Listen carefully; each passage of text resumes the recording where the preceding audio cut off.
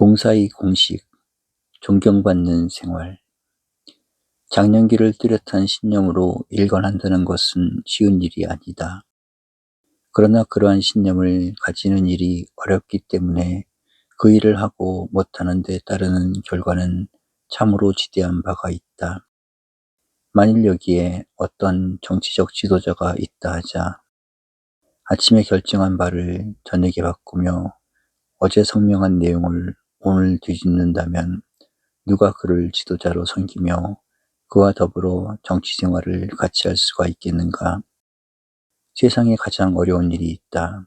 그것은 확고한 신념이 없는 사람을 상관으로 섬기며 살아야 하는 부하 직원이다.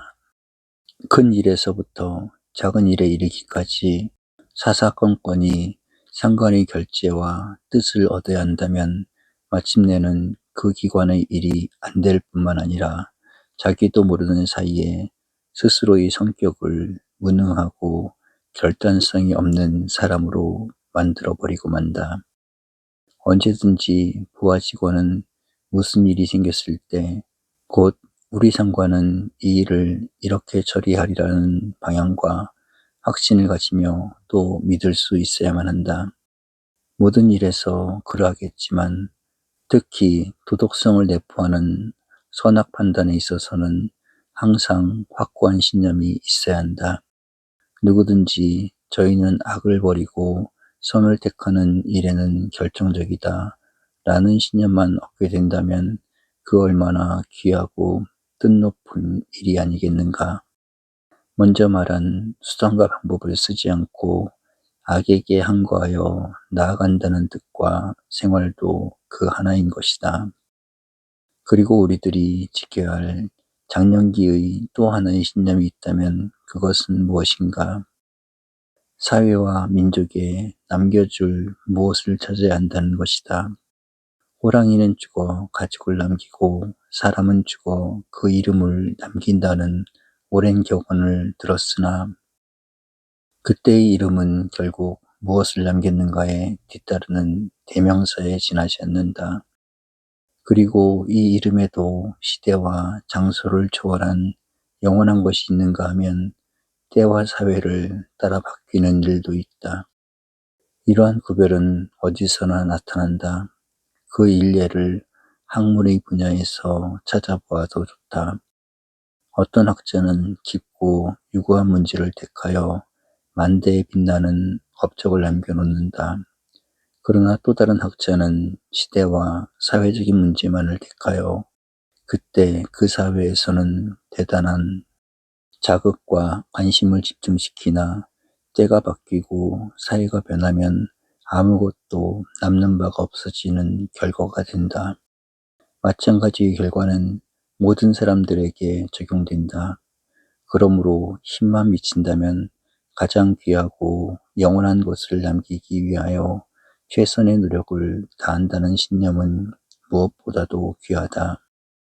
얼핏 생각하면 이러한 일이란 특정된 몇 사람에게 해당되는 일이지 누구에게나 적용되는 문제는 아니라고 느껴진다. 그러나 절대로 그런 것은 아니다. 만일 다른 사람들을 위하여 무엇인가를 남겨주겠다는 생각을 완전히 버린다면 그는 이기주의자가 될 수밖에는 없다. 그러나 세상에 가장 불행한 사람이 곧 이기주의자인 것이다. 그는 모든 것을 얻으려 하나 전부를 잃어버리는 사람이며 자기를 위하여 애써보나 아무것도 차지하지는 못하고 만다. 필자는 다음과 같은 글을 읽은 바가 있다. 영국의 여러 과학자들이 아프리카의 피라미드를 헐고 지하에 숨겨진 물건들을 살펴봤을 때 작고 아담한 단지가 한 개 나왔다는 것이다. 그리고 그 속에는 수십 알의 미랄이 들어있었다. 아마도 임금들의 사후의 영적 생활을 믿었던 그들의 소행이 아니었는가 싶다. 동행했던 박물학자는 그 미랄을 가지고 런던으로 돌아와 몇 개의 화분에 그 밀알들을 심어 놓았다. 얼마 뒤의 결과를 본즉 그 중의 반쯤은 싹이 트고 자라 열매를 맺었으나 나머지 반은 말라 죽어버렸더라는 것이다. 이 이야기는 우리들의 인생을 말해주는 귀중한 내용이 아닌가 생각한다. 누구든지 자기 자신만을 지키기 위한다면 아무리 오랜 세월이 지난다 해도 말라 생명 없는 존재로 떨어질 뿐이나, 만일 스스로를 희생시켜 고귀하고 영원한 것을 탐구하게 된다면 마침내는 스스로를 높고 귀한 존재로 바꾸어 놓는 결과로 되지 않는가 생각한다. 그리스도께서 하늘의 밀이 땅에 떨어져 썩으면 많은 열매를 맺고 그대로 있으면 말라진다고 말씀하신 내용은 영원한 진리임을 느끼게 한다. 생활과 체험을 통하여 귀한 교훈을 많이 남겨준 K. 힐티는 이기주의의 가정에 좋은 자녀가 나는 것을 본 바가 없다고 말해주고 있다.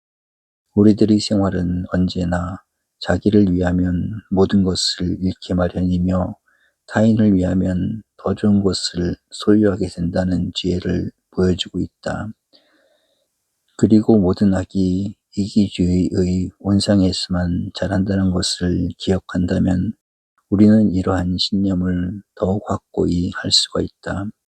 그러나 여기에 한 가지 중요한 설명을 덧붙일 필요가 있다.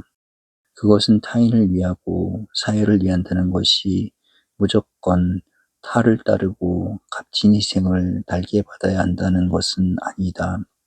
우리들이 생활에 나아간다는 것은 언제나 보다 귀하고 영원한 가치가 이루어지기 위하여 사는 것이지 결코 이기와 이탈하는 자타 문제에서만 해결되는 것은 아니라는 점이다.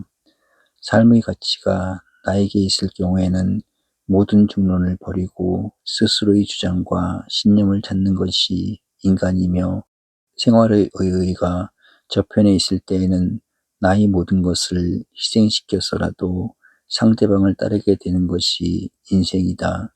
천만인의 요구를 물리치는 진리의 개인적인 소유자가 있기도 하며 웃으면서 조국에 몸을 바치는 애국자들도 있는 법이다. 그러므로 우리들이 무엇인가 귀하고 영원한 것을 남긴다는 것은 이기, 이탈을 초월한 생의 값과 인간의 뜻을 바라고 기다리는 바가 아닐 수 없다. 그러나 여기에 주의해야 할 한 가지 사실이 있다. 그것은 귀하고 참된 것은 숨겨져 있다는 것이다.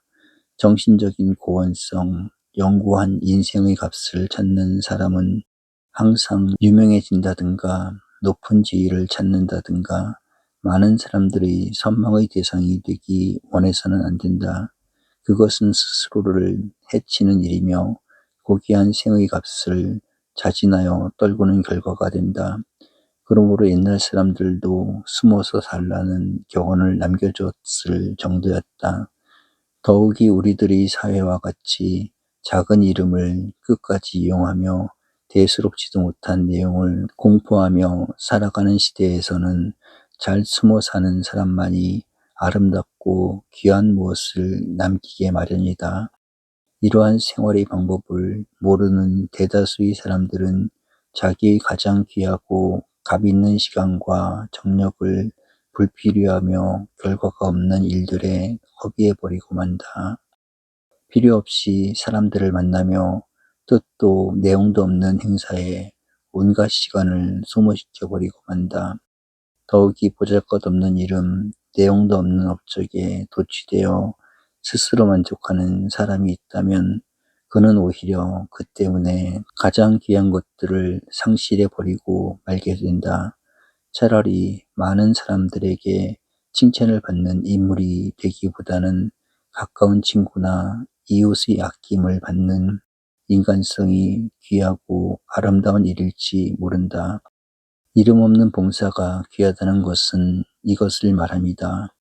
우리들이 장년기에 꼭 지켜야 할 또 한 가지의 조건이 있다면 그것은 원만한 인품, 조화된 인격이다. 돼지같이 먹고 소같이 일하나 늙기는 학같이 하라는 말이 있다. 아름답고 귀하게 늙는다는 일이 어떻게 기대되며 어려운 일인지 모른다. 물론 장년기는 늙음을 맞이하는 기간은 아니다. 오히려 소같이 일하는 시간일 것이다. 그러나 원만한 활동, 값 있는 생활을 위하여 무엇보다도 귀한 것은 좋은 인품과 조화된 인격을 가짐이다. 물론 이것은 하루아침에 얻어지는 금전과 같은 것은 아니다. 청년기부터 꾸준한 반성과 노력을 거듭한 결과로 주어지는 무엇보다도 귀한 생의 유산인 것이다. 덕은 득이라는 말이 있듯이 모든 인격적인 정진과 지성 어린 노력에서 주어진 것이 인품이며 인격인 때문이다. 그리고 이러한 부드러운 인품, 고귀한 인격은 두 가지 조건 밑에서 이루어지고 있음을 잊어서는 안 된다. 하나는 선한 대인관계이며 다른 하나는 봉사와 사랑의 부채를 감당하는 데서 오는 미덕의 결과이다. 우리들의 인격은 언제나 내재적인 요소와 초월적인 조건을 지니고 있다. 내재적이라 하는 것은 자기를 자신에 대하여 하는 마음의 태도이며 초월적이라는 것은 대타관계, 즉 대인관계를 말하는 것이다. 홀로 있어도 인간이 못되며 자신을 완전히 외부 조건에 맡겨버려도 인간다운 인간은 못된다.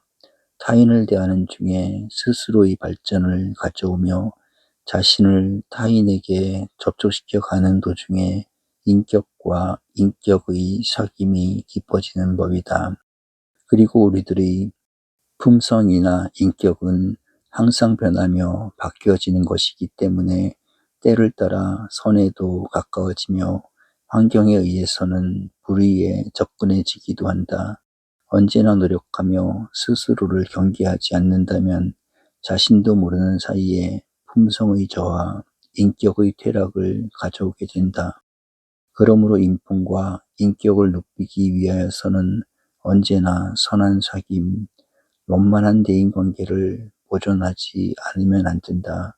특히 장년기의 많은 사람들은 사회적 지위도 높아지며 접촉하는 인물들도 많아지기 때문에 타인을 대하는데 각별히 주의해야 하는 것은 말할 필요도 없다. 셋이 있으면 반드시 스승이 있다는 격으로 언제나 사귐을 통하여 스스로의 악을 버리며 타인의 선한 점을 받아들이도록 노력하지 않으면 안 된다.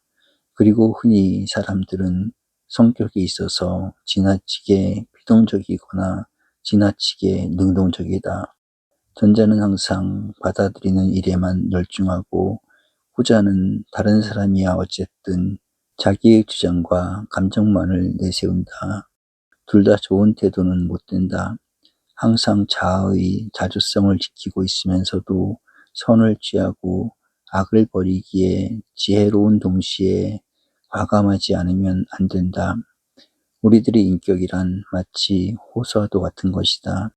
한편으로는 좋고 귀한 하수를 받아들이는 동시에 다른 한편으로는 흐리고 노폐된 요소들을 버릴 줄 알아야 한다. 언제나 신선하고 항상 귀한 인격은 그러한 생활 속에만 자리 잡을 수 있는 때문이다. 그리스도가 살아계셨던 유대 나라에는 두 큰 호수가 있다. 북쪽의 갈릴리 바다와 남쪽의 사해이다. 전자는 언제나 맑은 물이 흘러 들어오나 남쪽으로 요단강을 통해 빠져나가는 곳이 있기 때문에 호수물이 맑고 많은 물고기들이 살고 있다. 그러나 남쪽 사해는 완전히 조건이 다르다. 요단강 물이 흘러 들어올 뿐이지 조금도 밖으로 흘러나가는 곳이 없다. 그 호수는 지중해보다도 깊으며 높은 산으로 둘러막혀 있기 때문이다. 그러므로 이 호수의 물은 수천 년을 두고 수증기로 증발되어 버렸기 때문에 남는 것은 염분과 짙은 침체물 뿐이다. 물은 썩고 짜기 때문에 물고기가 살지 못함은 물론 그 물이 가 닿는 곳에는 초목과 잡초까지도 말라 죽어버리고 만다. 이 호수를 사해라 부르는 것은 거친 산간에 둘러막힌 죽음의 바다이기 때문이다. 인간도 마찬가지다. 항상 다른 사람에게서 새로운 인격적 혜택을 받아 그것을 또 다른 사람들에게 나누어 주는 동안에 자라며 귀해지는 것이다. 감정의 정화도 거기에서 이루어지며 지식의 전달과 높아짐도 대인관계에서 온다. 만일 이러한 작용을 전부 끊어버린다면 인간성의 원만은 기할 수 없으며 한 사람이라도 사회적으로 악의 작용을 한다면 신체 안에 머무는 병든 세포와 같아서 많은 어려움과 질환의 요소가 된다. 대인관계에서 원만한 인격을 기르지 못하는 사람은 마치 병든 세포와 같아서 스스로가 망하는 것은 물론 사회에까지 많은 해독을 주게 된다. 우리는 이러한 신뢰를 항상 보고 있다. 어떤 한 사람 때문에 깨어질 조직체가 보존되기도 하며 그와 반대로 한 사람 때문에 좋은 기관이 깨어지기도 한다. 그러면 사회생활을 하고 있는 나는 그 어느 편일까? 두렵고 조심스러운 일이 아닐 수 없다. 대인관계에서 원만한 인격을 길러야 한다는 것은 이와 같이 중대한 일인 동시에 그것이 그의 일생을 성공과 실패, 행복과 불행으로 나누는 중대한 조건이 되기도 한다. 우리들이 얻는 모든 것은 타인에게서 오며 우리들이 줄 수 있는 온갖 것도 타인에게 전달되어야 한다. 그리고 그것이 원만히 해결되는 것이 곧 우리들의 사회생활인 것이다. 원만한 인격을 위하여 사랑의 짐을 나누며 봉사와 협조의 사회적 부채를 감당해야 한다는 사실은 이미 빚진 바 있기 때문에 생략하기로 하나 우리들의 사회적 생활이라는 것도 결국은 하나의 공식적인 법칙에 의하는 것이 아닌가 한다. 내가 얼마나 스스로의 책임을 다하고 남는 성과 덕을 타인에게 줄 수 있는가 함과 내가 어떻게 스스로를 보존치도 못하면서 타인에게 나쁜 영향을 주는가 하는 서로 비례되는 공식과 같은 것이다. 그러기 때문에 귀하고 존경받을 만한 모든 사람들은 언제나 자진하여 사랑과 봉사의 짐을 지도록 노력하지 않을 수가 없게 된다. 그것이 성공과 행복을 가져오는 인생의 공식인 것이다.